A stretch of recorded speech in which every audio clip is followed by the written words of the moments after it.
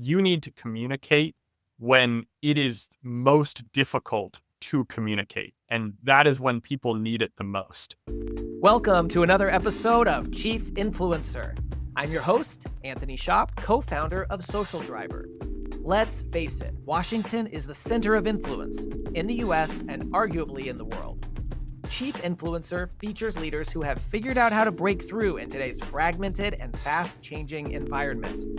Social Driver teamed up with the Communications Board and the George Washington University College of Professional Studies to recognize these incredible leaders as chief influencers and highlight how they inspire and influence others.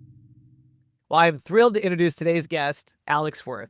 Alex is co-founder and CEO of Quorum, a public affairs software platform that enables organizations to launch grassroots advocacy campaigns, manage stakeholder engagement, and monitor policy dialogue across Washington, Brussels, and all 50 U.S. states and thousands of cities nationwide. Now, before we dive in, here are a few things that I think you should know about today's guest. Number one, Alex is a civic tech founder with global reach. He launched Quorum from a Harvard dorm room and grew it into a platform trusted by Walmart, Coca-Cola, Apple, and many more. It's been named one of Washington, D.C.'s top startups for 3 consecutive years, and Alex was honored with the EY Entrepreneur of the Year Award for Mid-Atlantic Emerging Companies, which is an incredible honor. Congratulations. Second, Alex is a leader at the intersection of policy, innovation, and public service. He began his career in the White House and the U.S. Senate, and now serves on influential boards, including the Public Affairs Council, the U.S. National Commission for UNESCO, and the Economic Club of Washington, D.C. He's also a member of the Arthur W. Page Society and the World Economic Forum's Global Shapers.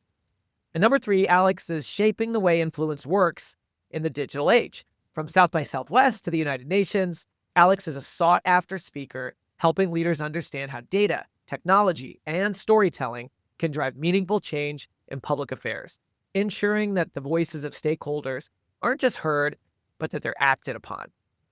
Alex, you have been called a civic tech pioneer, a public affairs innovator, a Washingtonian tech titan, and a next-gen CEO bridging the worlds of policy and platform. Well, today, we're proud to call you a chief influencer. Welcome.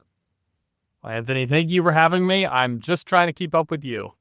Oh, boy. Well, I mean, it's been amazing to see your journey, Alex, and just getting to know you over the years, seeing that.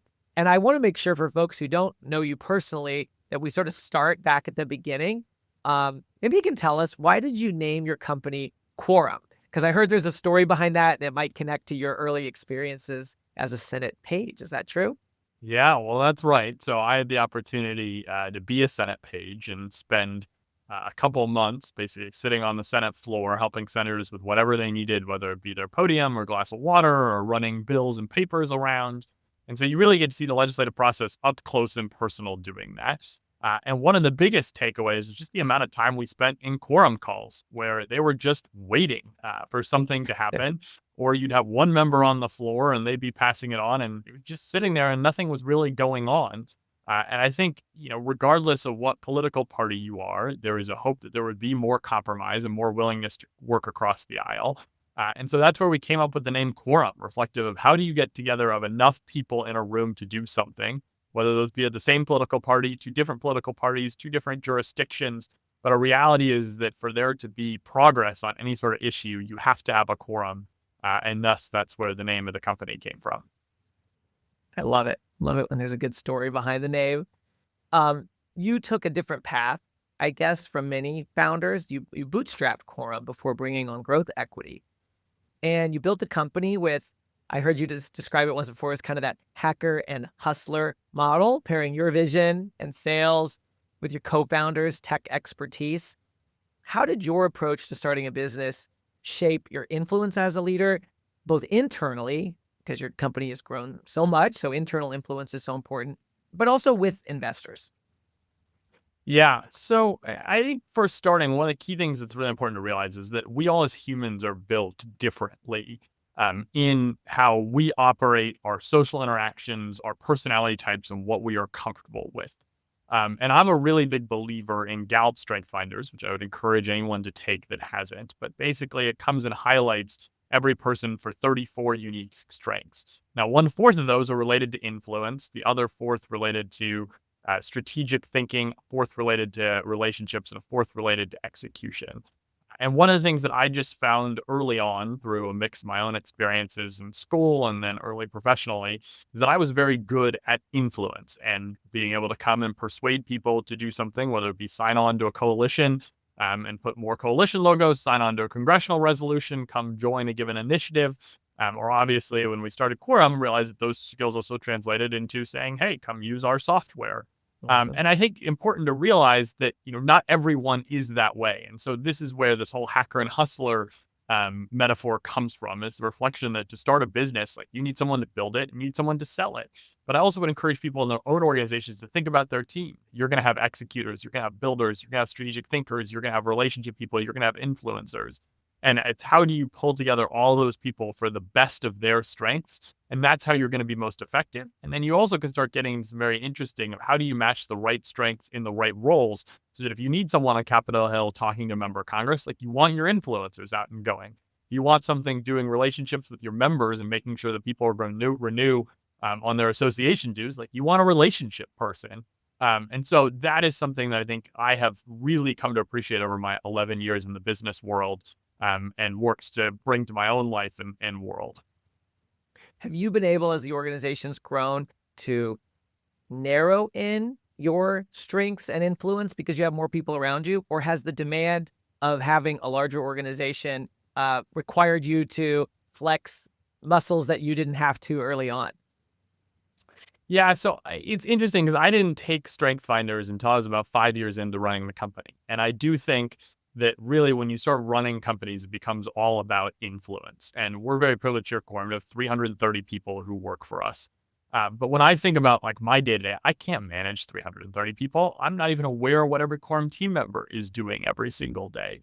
And so it really steps up the need for influence, the need for communication, the need for clear articulation and strategy, and then making sure that that gets out to the organization. And so really, I think what I've had to learn is just how to dial up the skills even further as we've scaled and gotten more and more people, because that's the only way that we can try and get everyone running and heading in the same direction. Yeah. Well, and I'm excited. We'll talk a little bit more later about sort of that influence on the inside and some of the ways that you've done that.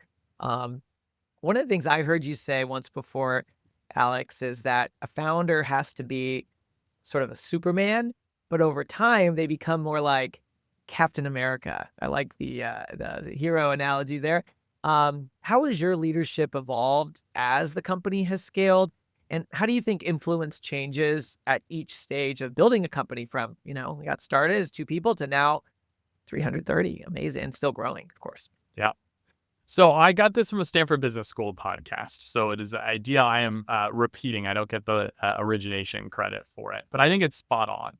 And it's basically that your job as a CEO from about 0 to 70 people is to be Superman. Everywhere, to everyone, every time, you're in everything. Like you are running around, like doing all the things. And I remember when we started Quorum, like I sent our marketing emails, I ran payroll, I signed every Christmas card, I did the like early financial reporting. Like it was just me. And so you had to do it. And then as it scales, you still remember and you're like, oh yeah, we do it this, and this way. And about 70 people, it totally breaks down because if you are that way, you are then in everyone's business. Nothing is happening. Everything relies on you. You have so much work crushing. Like you can't do it. And the whole organization grinds to a halt. And so you have to change this world of being Captain America, where you have a team of superheroes around you that can be Superman to finance, Superman to marketing, Superman to sales, Superman to product and tech. And then what I found is that somewhere around like 170 people, 200 people, you actually have to totally change and you have to hire Captain Americas in who can build teams of superheroes underneath. So our marketing team, we have a communications function, a product marketing function, a demand generation function. Each of those people need to be superheroes. And our CMO needs to be a superwoman who's, everything and everyone to that organization. And then what my job really comes is like I chair the coordinating council of the Captain Americas. And it goes back to the whole idea of influence, but like I have to make sure that team of different Captain Americas is all agreed on the same priorities, charging after the same things, aware of the same problems, operating with the same info. But then they've got to go execute and they have to go get their VPs to execute and the VPs go get the directors.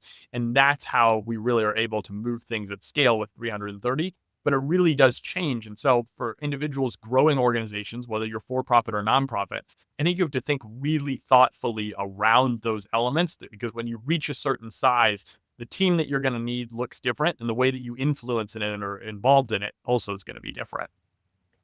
We're getting a taste of the Quorum cinematic multiverse here, I guess, in terms of how you organize things.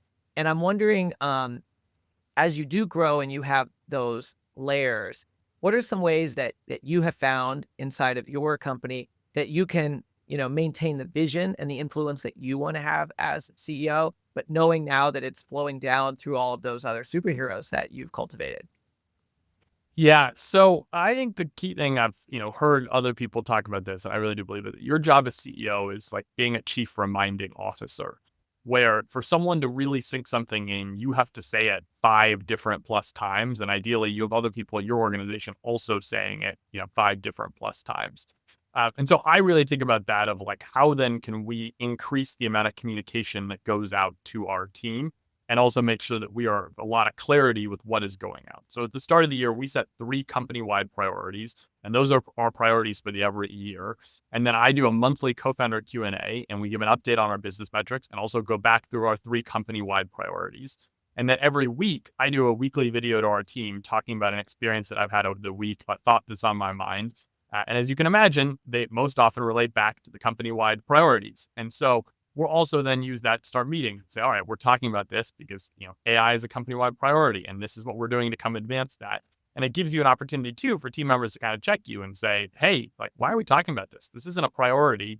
And we also have a very robust OKR system that we can go into that also maps all individual team members' work and KPIs up to that, so that both there's defined structure that anyone can go and reference, but also then you've got me out there repeating it, talking about it, and doing that at length. And I think where so many organizations get into trouble is either they have too many priorities and say, hey, there's like 5 things that matter, or 7 things, or 8 things, or they launch them at the start of the year, and then chaos happens, all these things happen, you run to do your big conference event, pass this bill, and it's like, wait a minute, we had this whole strategy, but we didn't come back to implementing the strategy. And certainly there will be times, there will be things that come up that are totally unexpected where you have to pivot, but more often than not, you can stick with a strategy for a year. And we found a lot of success with that. Yeah, I love the phrase chief reminding officer. I hadn't heard that before. I'd heard you say it. And we had another interview with the CEO of the American Academy of Family Physicians where Sean sort of described something similar to you in that he has a very consistent cadence about how he communicates, every week, every 3 weeks, to the board, like just very consistent ways that he gets the message out.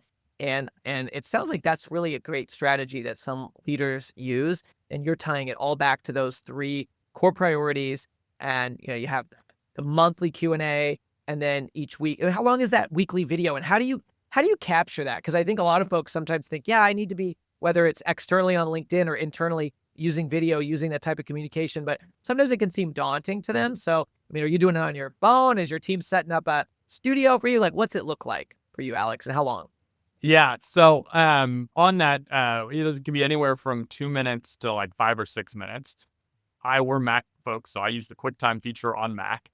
Just record it, save it to my computer, upload it, and drop it into Slack. And I give a little header and a couple of emojis.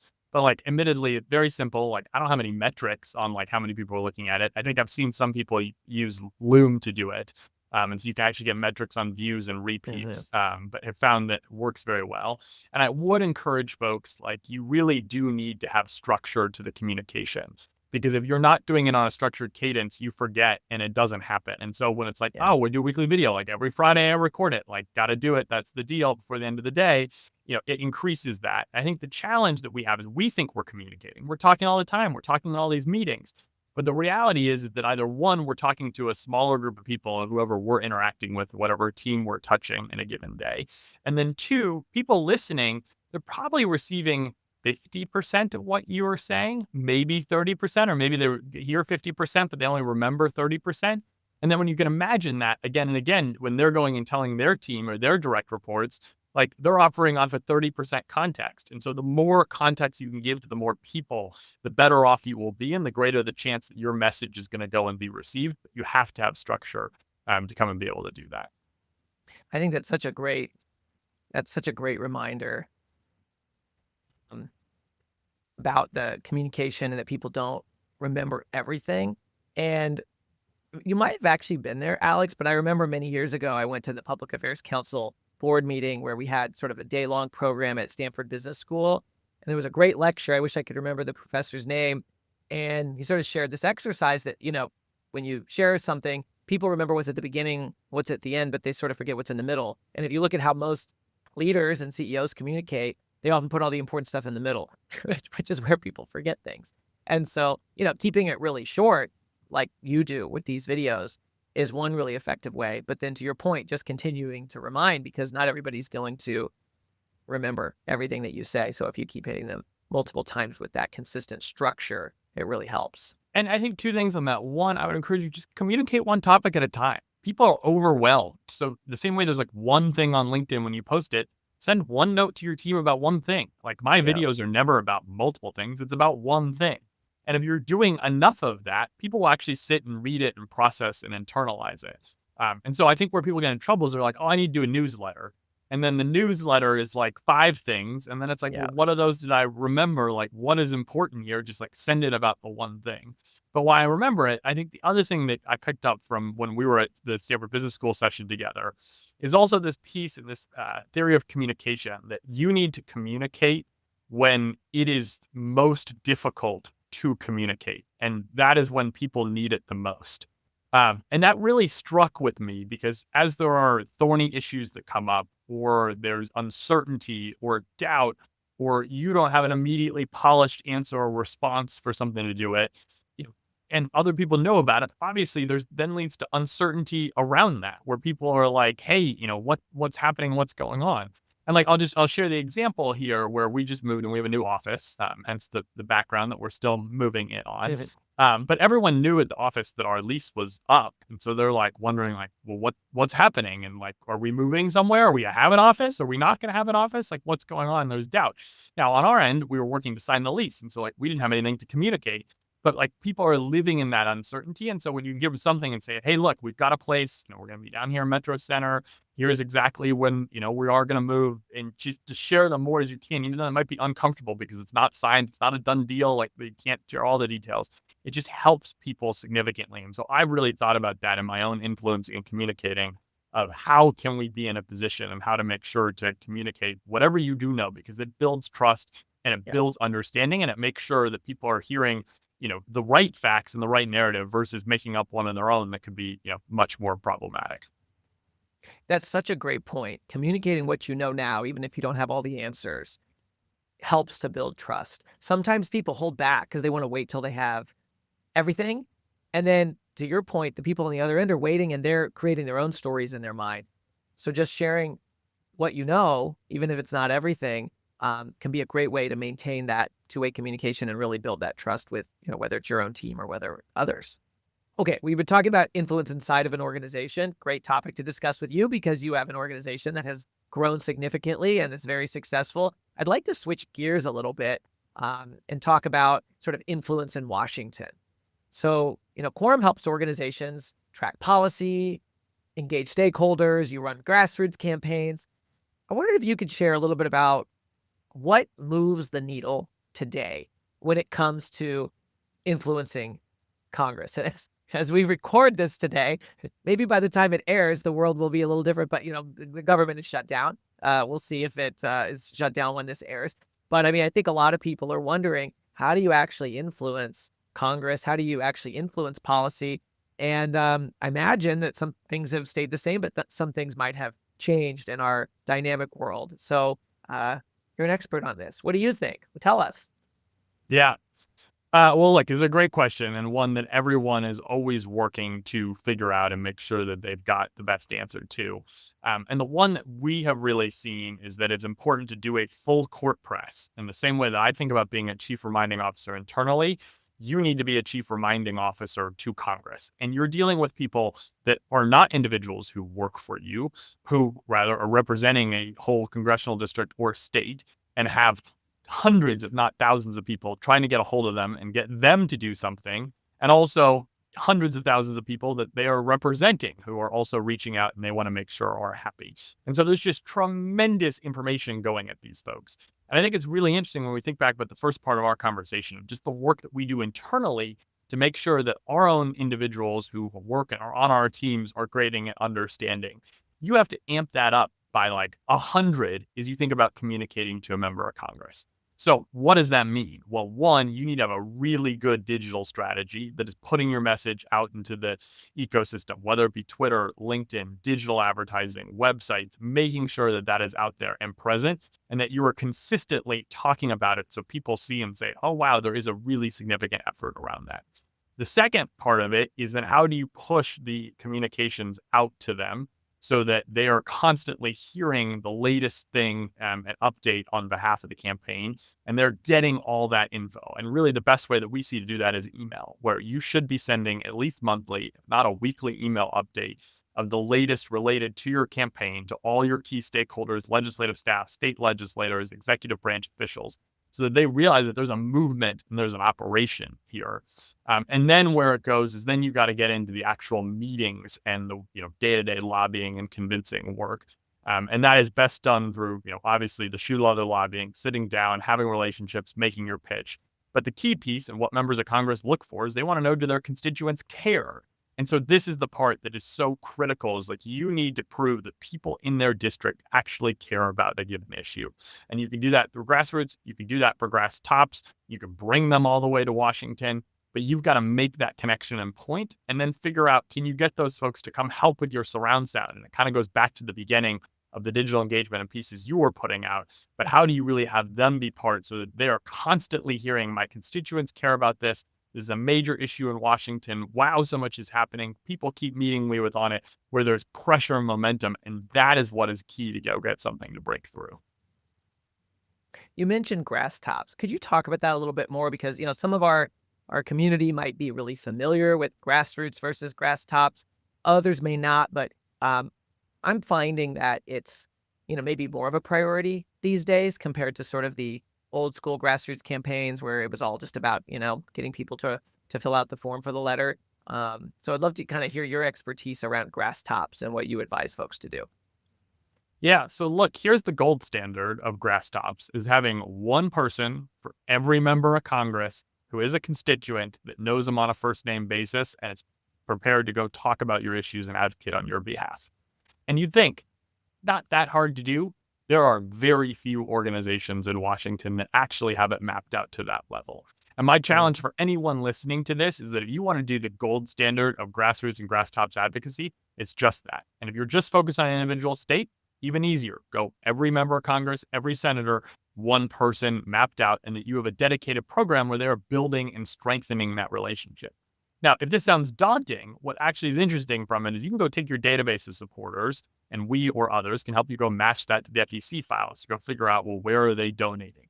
And you can come and leverage that to be able to figure out of your grassroots or of your membership who actually already has existing political relationships. You can also run relationship surveys using us or others and identify and build that out. And what you'll find is you probably have 50, 60% coverage on those individuals where there already is a relationship at play. And so the key piece is identifying that and then working programmatically for those individuals to build and strengthen that relationship. So if you have the budget, come to Washington, have them come visit with their member and make it, but also encourage them, hey, we want you to go to the town hall. We want you to go meet with the member in person. We want you to have this consistent engagement so that you're on a first name basis with the legislator. And then if there's a real major issue where you need to get something through a bill, you need to sign on and co-sponsor, like you bring them and you have them make the pitch. And so then it's saying no to a constituent who is asking them and wants them to do something. Like that is the magic of advocacy strength, but not enough organizations have put the time and resources and energy into building that program, maintaining that program and keeping it up. And as you know, one of the biggest challenges that comes with it is you can't just do it once. Like relationships are about continued nourishment, both of the organization to your grass tops advocates, but also your grass tops advocates to the legislators. And so it's got to be a continual thing you're doing year after year and building upon. This episode is brought to you by the George Washington University's College of Professional Studies. With in-person and online programs ranging from master's degrees in public relations strategy to certificate programs in digital communications, GW offers more than just the credentials to help working professionals get ahead. It prepares them to be leaders in their field. Check out cps.gwu.edu for more information. Yeah, and I think, hearing that juxtaposed against or alongside, I guess, what you said earlier about the importance of a digital presence kind of reminds us, yes, it's really important to have that digital presence and sort of, have that broad reach. But at the same time, you also have to have those person to person relationships. And it can't just be either or. And certainly those can support one another. But that gold standard of kind of what a grass tops program looks like, it not very many organizations have achieved that. And so it's really an opportunity. And also you have to keep it up because certainly those, relationships shift. Different people get elected. Of course, different people are in leadership roles in the districts. Well, I'd love to maybe switch gears to something else. You said one of your company priorities, three priorities. One is about AI. So I'd love to talk about AI and just to hear how you're seeing organizations, your clients. You work with huge Fortune 500 companies, of course, but you also do work with a range of nonprofits and associations. How are they using AI to scale their grass tops engagement? And are you seeing that there are opportunities to blend automation with that type of authenticity? And are you excited about the future when you think about how AI can be used to expand influence? Yeah, significantly. So I think there's two parts of this. One is thinking about influence. The big thing that AI lets you do is personalization. So it goes back to the whole 435 members challenge, where if you think about how to come and pitch an issue to 435 members, most people pitch it a relatively same way, or maybe they got a talking track for Dems and a talking track for Republicans, or a talking track if your district is impacted by this and if your district isn't impacted by this. But we're now in a world where we know everything that member of Congress has ever tweeted about, said on YouTube, said in any committee hearing, floor statement, all their email newsletters. Like we know that person really, really well. And what we're doing at Quorum is we're taking AI and putting that on top of all that information so that we can actually come and give you the best way to pitch your message to that individual member of Congress. So the research task that used to take, weeks and have a whole team of people doing, coming up with all these individual pitches, AI is now doing and providing instantly. And so where this world is going is that the grass tops teams, the lobbying teams, the advocacy teams that personalize and have the most authentic and really direct connection of their issue to the member of Congress are the ones that are going to be the most successful. And that for us is really where we see the future of advocacy going. I also think we should talk about grassroots a little bit and the impact AI is having, but I'll pause there. Well, let me ask a follow-up on that, and then I'd love to hear your thoughts on grassroots. But with the ability to use AI to, mine everything somebody's ever said, do you have a way through your tool to look at members of Congress and see how consistent they are with themselves? Because I can imagine, a score that like, oh, this person actually, what they've said about these policies over the last 5 years is pretty much consistent, and this person, they've actually not been consistent with themselves and they've totally said things that are completely opposed to one another. Can you use AI? And is that something that your, customers can get from you or from others right now? Because it seems like that might be interesting to find out. Yeah, so we can pull every statement that a member of Congress has ever said about something. And then you can leverage and use that to figure out are they being consistent or not consistent on it. We have yet to build the advanced AI technology that lets you go and determine is a consistency rating for every member. But it's an interesting idea that I will take back to our product team for sure. It'd be a pretty cool ranking that might get a lot of PR because I think it'd be sort of fun to see the results there. It'll be interesting. Yes, there's certainly been a lot of conversation in Washington about it. Yeah. Okay, so what about grassroots? Tell us about that. Yeah, so I mean, I think the interesting thing, grassroots is going through an evolution right now, and I think you talked about it. You're seeing more and more organizations say, "I want to have a really strong grass tops program," and it all comes back to like the need for a member of Congress to know that a constituent cares about something is still mission critical and one of the best ways that you have to try and influence them. As you noted, for years, organizations have sent grassroots messages, but they've been more form related. And what the Congressional Management Foundation research has found is that those form messages, congressional offices are starting to question: are they impactful at all? And do they really move the needle? Now, when you can get a personal story in there, much more impactful. And so that's where I think it's really important that the grassroots technology be able to actually have personal stories that come in those individual message.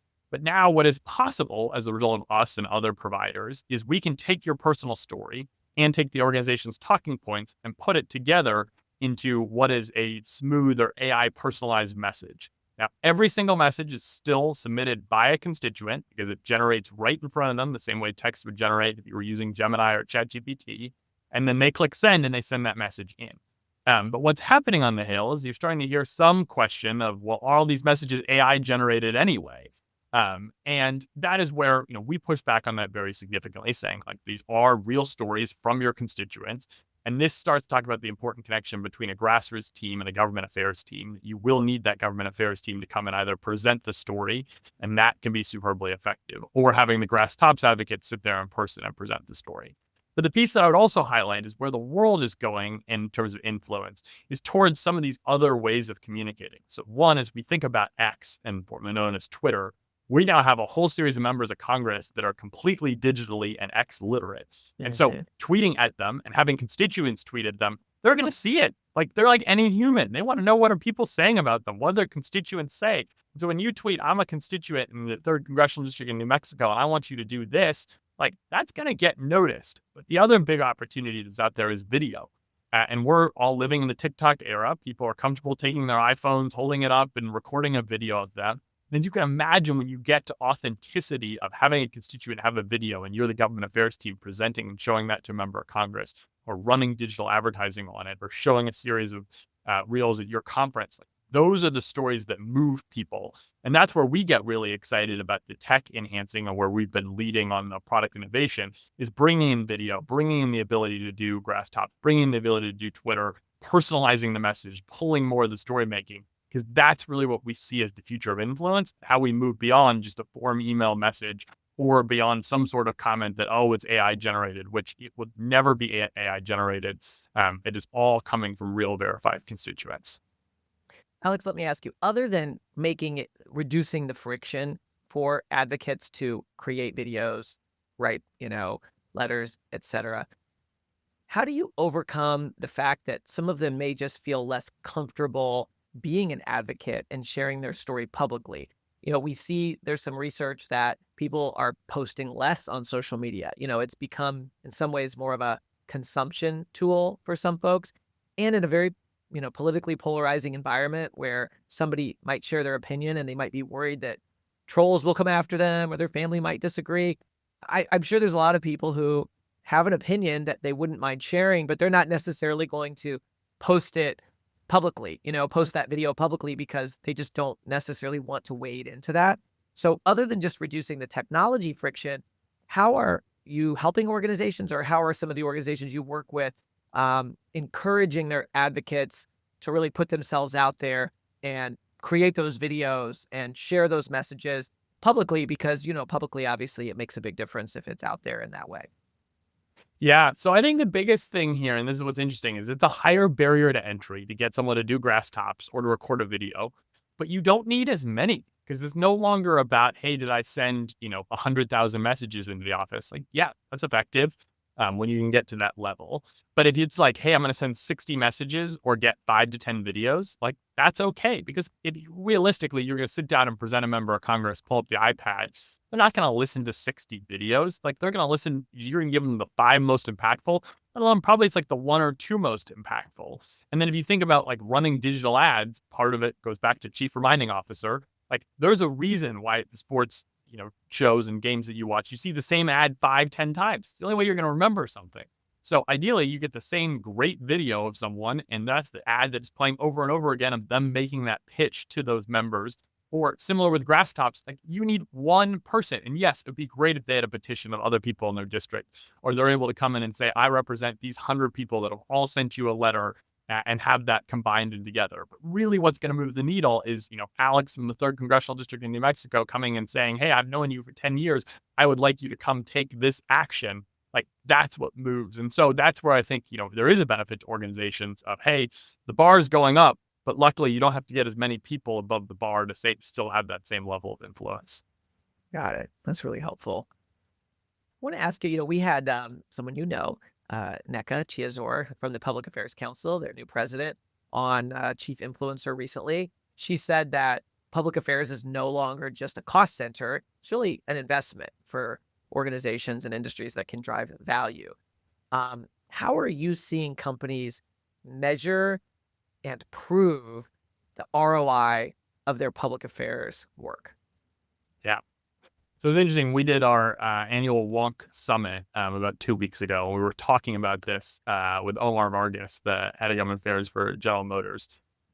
And we did a quick show of hands of the room. We had about 150 government affairs executives and professionals all there. And the most of the room is setting individual objectives and then reporting did they meet those objectives or not. What people are not doing is they're not setting the financial impact of those objectives. We had probably 3 hands out of 150 put their hand up saying, yep, we're tying it back to a financial objective. And Omar talked very publicly at this summit about that's what they're doing in General Motors. And that's what we see our most advanced clients with the biggest government affairs budgets do, is they're able to go back to their company or association or nonprofit and say, hey, we spent X, and here's what we did in terms of opening up economic opportunity, defending against, preventing this given financial harm. And the big challenge here is like, how do you get what the number is that you are preventing against or that you are opening up? And the easiest way is just go after the business unit and say, hey, what is this worth to you? Or what is this worth to our members? Or what's the economic impact? And if that doesn't work, I think it's still worth sitting down and really trying to run and get access to it. So if you represent a whole series of people in your association, and this added tax is going to come tax their revenues of a given thing, like this is the benefit of having ChatGPT and Gemini and Claude. It's like, come put it in AI and see what does AI say and come get a number. But just the act of having a number lets you start to say like our government affairs cost $5 million, but we saved $25 million in added risk. Like the businesses, the boards of directors, the donors really appreciate that of saying this really comes and makes a difference. And we're willing to come invest more because we know that we're getting good ROI. I can imagine outside of, software, your advice and your counsel to help leaders navigate that ROI question is extremely valuable. So really cool. You had a Wonk summit to bring all of them together for that. I want to switch just as we kind of come toward the end of the interview and just maybe ask a couple questions that are more on the personal side, Alex. For anybody who's even just heard this interview or interacted with you, you're focused, you're driven, you obviously have a lot of energy to be able to do what you do and stay consistent with that structure. And you shared before that, energy management is really an important part of your leadership approach. So I wonder if you could just share a little bit with us. How do you stay in your zone of genius? How does self-awareness shape the way that you lead and influence others? What could you just share from a personal side around that? Yeah. So one, I think, you would realize if you're listening to this podcast, you're probably in a pretty intense job, whether you're in Washington, in politics in general, and like what happening and what is going on out there is just all consuming all the time. And especially being in leadership, like I think we all realize about the responsibilities and pressure. And this is where I think physical and mental health is really, really important. And I don't think people talk enough about it. I think people talk too much about how they're so busy and how they were working and sending emails at all hours of the day. And it's something that I've worked to be really thoughtful of, both of being in this role for 11 years and being prepared to do it for another 11, 15, 20 years, however long it may continue. And I have the fortune to keep doing it. And so when I think about that, like one, I get 8 hours of sleep a night and I'm very militant on that. Like I'll be the first person that leaves the party. I'll be nope, I'm going to bed. And whether it be, we're going to be together next week in Public Affairs Council board meeting, you'll see me exit stage right. Is that's really important to me to have the energy. The other non-negotiables, I work out every morning and I really need that to come and just get the endorphin rush, get in the great mental headspace. And to really feel good. And so I also, don't negotiate and make very clear on that. And then, as you think about self-reflection, I think it's really important to think about, well, when are you most productive? Like I'm most productive in the morning. And so I do more of my independent work during the morning and I can do more meetings and check-ins and conversations in the afternoon where, I'll still have plenty of genius, but I don't need to come up with something that's incredibly brilliant like I do in a given morning. And then the other part that I think is really important is taking breaks. And I do make an active effort to not work on weekends. And also that when I stop, whether it's at 6 or 7 in the evening, or I work a little till 9, like I'm done and I'm not waking up and looking at things till I come and log in at, instead on my desk at 9 a.m. the next morning. And I realize that some people don't have the luxury ability to do that in the world where it's always on and what's the new media challenge or what's coming at you. But I do think you have to think about how do you be sustainable over the long run and be able to set up so that you can do a job for a really long period of time. And also, so as you can talk about, you can bring that energy and bring all those ideas and really be your best self in the workplace. That's awesome. It's really a lot of discipline, I think, for what you do, right? Leaving that party when maybe you don't want to, getting up and working out maybe when you don't want to. I mean, I just think that the discipline that comes through is really impressive. Well, and I think there's the whole Power of Habit book, but it just eventually becomes habit. And that's like the benefit that I've gotten into where it's like, yeah, it's not even like, oh, do I want to work out or not? It's just like, nope, I do this every morning. So like, here Yeah. we go. And when you're 5, 10 minutes in the workout, then you're like, oh, this is great. And it just becomes part of your day. We're always interested in hearing where leaders find inspiration outside of their own industries. And, you mentioned habits. I know one of your habits is reading. You've said it's kind of a DIY MBA for you. Can you share something important that you've read that isn't focused on public affairs or on starting a tech company, but that has been really important for you? Well, I think, there's a number, and I do think it's really interesting to pull in different, team building leadership concepts from other books. One of the books I just finished reading is the Adrian Newey autobiography about how to build a race car. And he is the leading preeminent F1 race car engineer that helped lead Red Bull to all of its success and previously a whole number of series of other teams before that. And I just thought it was very interesting to see someone specialize so significantly in what they did, really take behind the scenes of what it goes in for a team to work together, for the design, for the engineering, for all the pieces, and then how that comes together in practice of actually going out on and, bringing things to market, putting race cars on the track. And then seeing those results. And so that's one that I've really thought about and obviously always enjoy watching the Netflix Drive to Survive. But how do you bring that team mentality, that innovation mentality, that, push the limits and think, here's where it's going, how to get ahead of it. And found that, I got a whole series of little business advice and ideas and inspiration from a book that also was a lot of fun to read and was one of those hard ones to put down. Yeah, that's cool. We'll put that in the show notes. Thank you for sharing that. Last thing I want to ask you as we close today, Alex, is just kind of thinking about influence. Um, you've had a fascinating career, right? From Senate page to tech CEO, a company now with 330 people. How has your definition of influence changed as your career has evolved? And how would you define influence now? Yeah. So I think probably I start off, which is influence is how do you get somebody to do the thing that you want? And it goes back to thinking of it of much more tactical, person to person, individual to individual, new person signing up for subscription or coming to come join the company and work for us. And now I think it is much bigger of how do you define where you want to go, where you want the company to go, where the future is going, and bring people with you in doing that. Because no longer, at our scale with the number of customers and team members that we have, can I go one by one? And so it's this much bigger concept of like, how do you create a movement? And that's really what I think we have to do as leaders, and especially as organizations scale and, influence that movement to be in the direction that you want so that it's a whole team of people and organizations and customers coming with you. And it comes back to that core thing. And if there's one thing you take away from my time with you all today, it's repetition. You got to say it again and again and again. And obviously make sure you're saying the right thing that is resonating and that is where the broader world is moving and where customers and team members and people are moving. But that is the best way to influence because just saying it once, posting it once, talking about it once isn't enough. It's a consistent level of communication. And I think that's what makes the jobs that we have so fun. Yeah, consistency, structure, both really came through in our conversation, whether that's your daily habits to how your team knows every Friday they're going to get a video from you and you're going to share a moment from that week. And that really goes to what you said about being a chief reminding officer, that's really sort of one of your secrets of being a chief influencer.